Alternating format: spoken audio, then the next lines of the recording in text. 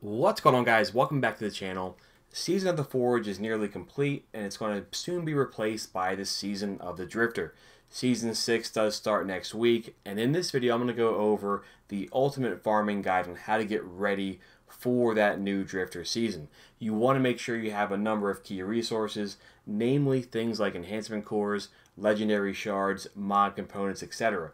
I've gone over each of those things in detail in a previous video, but in this video I'm going to focus on every single one. It's going to be an amalgamation of all these different guides, and that is going to make the ultimate farming guide for the new season. So first and foremost, the most important resource you want to have heading into Drifter is Enhancement Cores. Now, these are so crucial in any type of infusion activity. In order to upgrade your weapons and armor, you're going to need these Enhancement Cores. Beyond that, if you want to masterwork a weapon or armor, you're going to need a significant number of these. So it makes it very critical to have a number of cores heading into the new season. Now, there are a variety of ways that you can get these, so we're going to look at all of those different ways you can get Enhancement Cores. There are different materials that will allow you to get Enhancement Cores from them. Namely, you can get them from the finest Matterweave consumable. So if I use this thing, anytime I defeat a powerful enemy, there's going to be an Enhancement Core that drops. Now, the nice thing about this is you do get these pretty often, so you want to make sure that as you get these, you use them and you'll get some Enhancement Cores very quickly. They'll drop as legendary engrams. You run over those, pick it up, and that will give you an Enhancement Core. So the Matterweave is a nice way to bump up and give you a couple extra cores, but it's not going to be enough to keep you well stocked throughout the entire season. There's other ways you can get these though. Once you come upon a Scapper Bounty, make sure you use these as well. These will give you a number of cores, it'll give you some shards, as well as a different type of token or planetary reward. Now these can be either Crucible or PvE related. So you'll get these when you break down any weapons and armor. They tend to drop sometimes. They're not something you can rely on, but when you do get a Scapper Bounty, make sure you're taking advantage of them. Speaking of bounties, one of the nice ways that you can get Enhancement Cores is from Spyder, and that is by getting the Spyder Bounties that he sells each week. You'll notice here that he has the Tangled Shore Bounties. These just give Glimmer, but if you look at his Wanted Bounties, some of these will give you Enhancement Cores. You'll notice that the easier ones don't, but his bottom row, all of these do give Enhancement Cores. Now, the one thing about these though is they do cost ghost fragments, so in order to buy this bounty, you need to have 3 ghost fragments. Of course, you get them from public events and things of that nature. So these are somewhat time consuming in the sense that you have to do those things to get fragments, and then you'll have to go to these different destinations and hunt down the wanted enemy. But this can be a nice way of getting some Enhancement Cores. You notice that these also give legendary gear as well. So in case you need some extra shards, worst case scenario is you get some gear, you can break it down, and that will give you some legendary shards. But all of these other methods that I'm talking about so far, the Wanted Bounties, the Scapper Bounties, the Matterweave, those are somewhat time consuming, and you're only going to be able to get a couple Enhancement Cores by doing those. So it becomes a matter of what's the most bang for your buck? How can you get an abundance of Enhancement Cores so that you're well stocked heading into Drifter? Well, this is also going to be something that Spyder does as well, and that is the material exchange. Now you notice I can buy an Enhancement Core. Now this will cost me 10 legendary shards, but if I want to buy another one, it's going to cost me double that. So yeah, I can buy another one, and it's going to cost me 20 legendary shards, and you'll quickly run out of legendary shards if you're doing this. So I would very, very rarely take advantage of this. Maybe once per day, buy one for 10. Now you'll notice here he also has other things that you can buy. Right now he's actually selling Glimmer for legendary shards, so if you're running low on Glimmer, you can easily buy some of that. Conversely, you can get some legendary shards by trading in spirals. Now this does change every single day, but the nice thing is you'll notice that he has some things for legendary shards, and today it's actually every single thing, which is nuts. The best one by far though, guys, is the simulation seeds, and you want to buy a crazy amount of these. I myself would recommend spending 200, 400, however many legendary shards you have, buy that amount of these, because you're going to be able to trade these in with Brother Vance on Mercury. Now the nice thing about that is whenever you trade in your materials, in this case the seeds, with Brother Vance, after about 50 of them he'll give you a reputation package. From those packages you can trade those in, and they will give you legendary gear. Every now and again you'll get some legendary gear that is masterwork, much like some of the masterwork gear I have here. Now the nice thing about that is anytime you break that down, that's going to give you an enhancement core. So this right here, it's not from Brother Vance, but it's a masterwork gear from year 1. If I break that down, that's going to give me some enhancement cores. So that's going to be your best way of leveling up and getting enhancement cores, is by using the material exchange. The best of the best is the simulation seeds. Everything else is going to work fine though, because this stock does change every day. Anything else will work fine. The only material I would not get is the Anna Bray Mars material, the Seraphite, because her packages, for whatever reason, they cost more than any other place. Seeds are the best because any package from Brother Vance will give you shaders that when they are dismantled, they will break down into legendary shards. And I don't know if I have any on me. I think I do actually.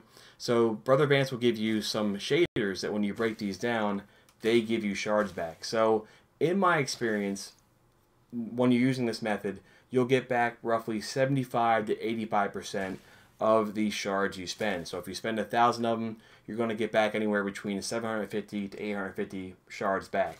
Now, in the long run, you're going to run out of shards, but the thing about it is you're going to get back most of them, and you're going to get back a ton of enhancement cores by using this method. So not only will you get a lot of cores, you're going to get back most of your shards, and you're also going to get some other materials along the way. Things like mod components, you're going to get a bunch of gunsmith materials. So this method is by far the best one to use when it comes to getting cores, and it also is going to give you a lot of other things as well. You also have the very rare chance of getting exotics from this material exchange. Now they will only be year 1 exotics. I got these Ashen Wakes, for instance, by doing that. But the nice thing about it is if you get any armor, it's going to have year 2 perks on it. So when it comes to farming year 1 exotics, the Spyder material exchange is going to be your best way of going for that. So it really is the best farming method out there for a number of things.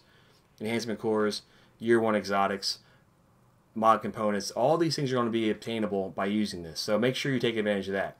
When we talk about mod components themselves though, there are some other things you can do to get mod components, and they're useful because you can buy mods directly from Banshee 44 in the tower. Now the one thing about that is it does take 10 mod components, so you're going to need a number of these to actually get the mods you want, especially if you're going for something like a super mod set like I have here for my Titan. So to do that, you're going to have a number of mod components to buy those, and the best way of getting those is actually by dismantling blue weapons. Now the nice thing about this is all these grenade launchers I get right here, I can break these down. You're going to get some mod components that way, and you can easily grab these from your collections. The two I've had the most success with are the Harsh Grenade Launcher. You can see here I'm getting a crazy number of mod components this way. Once I break all these down, I can easily go back to my collections and I can buy these directly from it. The ones I've had the most success with are the Lionheart Auto Rifle. Now I don't have that unlocked. You can see here you can get that from an adventure on Titan. But I do have a grenade launcher, the one I was just breaking down. This is also from an adventure. So check your character, see if you have any of these two weapons. These are the ones I had the most success with. And the reason why I recommend these two is you'll notice that when I'm buying this, it cost me 250 Glimmer and 3 gunsmith materials. Now, when I break this thing down, let's see how much I get back. So it cost me 250 and 3. When I break it down, I get back half my Glimmer, I get back 125, and I get back 2 of my gunsmith materials. So really, this ultimately cost me 125 Glimmer and 1 gunsmith material. You'll notice though that for other blues, if I break this one down for instance, this only gives me back 100 Glimmer and 1 material. So it's a pretty big difference there between the grenade launcher I have right here and any other random blue that I'm breaking down. So that's why I recommend either that grenade launcher, the harsh language, or the Lionheart Auto Rifle. So these are the ones I recommend using when it comes to this farming method, and you're going to get a ton of mod components doing that for a fraction of the cost as if you want to 8-1 over in the tower. So we've covered enhancement cores, we've covered mod components, but what about something else that's important, that being legendary shards? Well, for this, the thing I'd recommend first is, and this is pretty much for any playing, is do all your milestones. So whether it be your daily Vanguard, your story missions, your daily Gambit match, make sure you're doing these. number one, you're going to get powerful gear from it. And once you get to a certain point, you're going to be breaking down a lot of that anyway. So you're going to get a lot of shards by doing all of your milestones, because all those are legendary gear. All of those can be dismantled, and you'll get some shards that way. The other thing I'd recommend too is look at your character and look in your vault. If you're like me, I'm pretty bad when it comes to managing my vault. If you guys have seen other videos, it's very unkempt, and there's a lot of gear I have in there that I could break down. So for instance, I already have a better chattering bone. I can easily break this one down. The one I have is better, and I'm going to get some shards that way. Conversely, if I look at my power weapons right now, there's probably a weapon in here that's not that good. I have a good hammerhead with surrounded and feeding frenzy, or I have this one. I'll probably keep it because it's pretty good as well. But my point is, you can break down a lot of this gear, and you're going to get a lot of shards that way. So that would be my first recommendation, is after you do your milestones, check your character, because there's a good chance you may have just thrown some stuff in the vault and you want to break it down. Nice thing too is you're going to get sometimes either Finder's Matterweave, you might get some Scapper Bounties, and you might get some cores too, depending on how powerful the gear was before you broke it down. Not in terms of power level, but just in terms of its masterwork level. Some of those give you cores right away. So check those things out too. Break down anything you don't need. Especially heading into the new season, you're going to have a new power cap, and a lot of this stuff may not be needed anyway. So I'd recommend that. You also can do certain activities as well that will give you legendary shards either directly via the drops or indirectly. So one thing that I'd recommend too is Escalation Protocol. Now, every time you complete that, you're going to get a lot of these shaders here. You can see I have a bunch of these. I do those live streams every week, so if you guys haven't seen those, definitely pop in for that.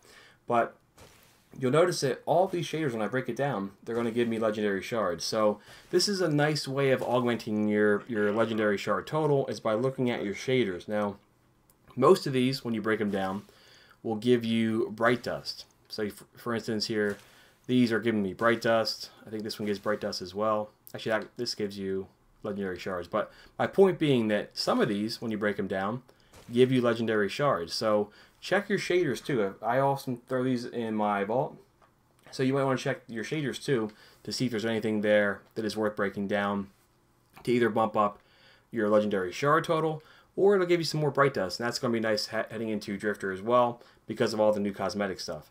So we've covered cores, we've covered the mod components, we've covered the legendary shards.